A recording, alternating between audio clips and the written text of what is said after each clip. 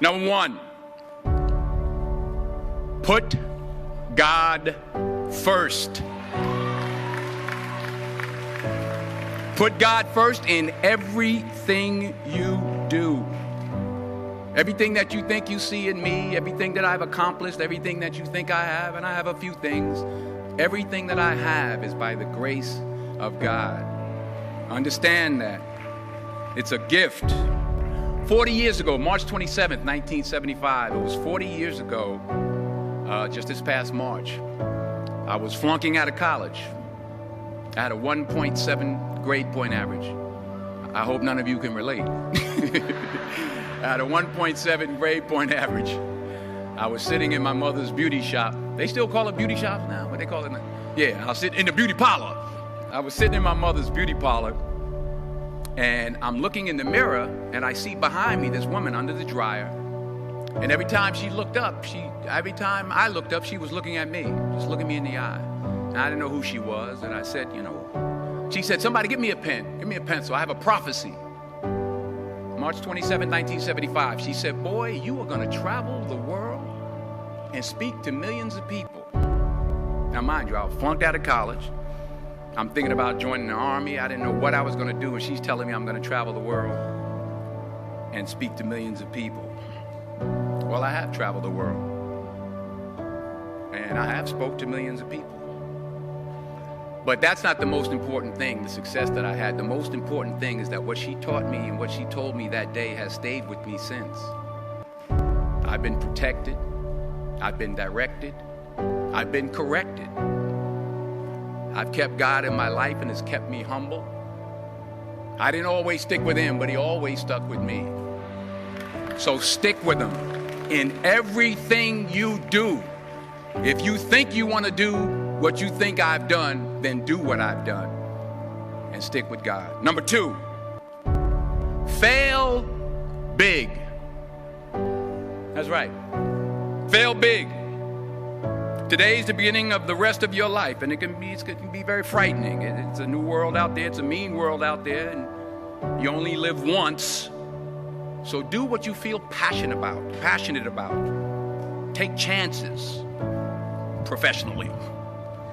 Don't be afraid to fail. There's an old IQ test, was 9 dots, and you had to draw 5 lines with a pencil within these 9 dots without lifting the pencil.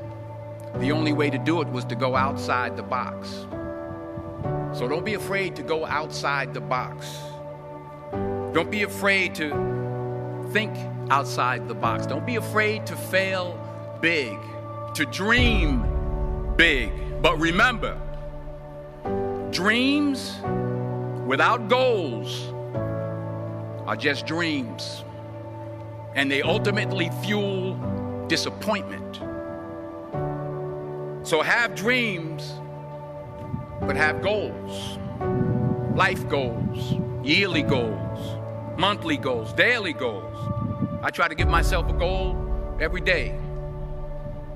Sometimes it's just to not curse somebody out. Simple goals, but have goals.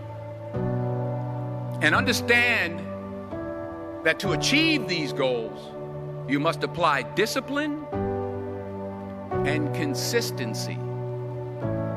In order to achieve your goals, you must apply discipline, which you have already done, and consistency every day, not just on Tuesday and miss a few days. You have to work at it every day. You have to plan every day. You've heard the saying, we don't plan to fail, we fail to plan. Hard work works. Working really hard is what successful people do. And in this text, tweet, twerk world that you've grown up in, remember, just because you're doing a lot more doesn't mean you're getting a lot more done. Remember that. Just because you're doing a lot more doesn't mean you're getting a lot more done. Don't confuse movement with progress.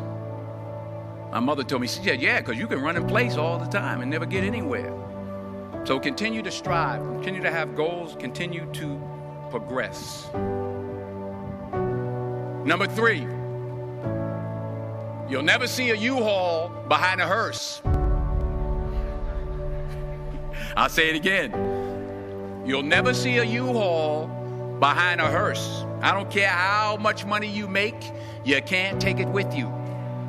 And it's not how much you have. It's what you do with what you have. We all have different talents. Some of you will be doctors, some lawyers, some scientists, some educators, some nurses, some teachers. Yeah, okay. Some preachers. The most selfish thing you can do in this world is help someone else. Why is it selfish? Because the gratification, the goodness that comes to you, the good feeling that I get from helping others, nothing's better than that. Not jewelry, not big house I have, not the cars, but it's the joy. That's where the joy is, in helping others. That's where the success is. Finally, I pray that you put your slippers way under the bed tonight, so that when you wake up in the morning, you have to get on your knees to reach them. And while you're down there, say thank you for grace. Thank you for mercy. Thank you for understanding. Thank you for wisdom. Thank you for parents. Thank you for love. Thank you for kindness. Thank you for humility. Thank you for peace. Thank you for prosperity. Say thank you in advance for what's already yours. That's how I live my life. That's why I am. One of the reasons why I am today. Say thank you in advance for what is already yours. True desire in the heart for anything good is God's proof to you, sent beforehand to indicate that it's yours already. I'll say it again. True desire in the heart, that itch that you have, whatever it is you want to do, that thing that you want to do to help others and to grow and to make money, that desire, that itch, that's God's proof to you, sent beforehand already to indicate that it's yours. And anything you want good, you can have. So claim it. Work hard to get it. When you get it, reach back. Pull someone else up.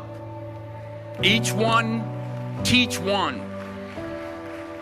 Don't just aspire to make a living.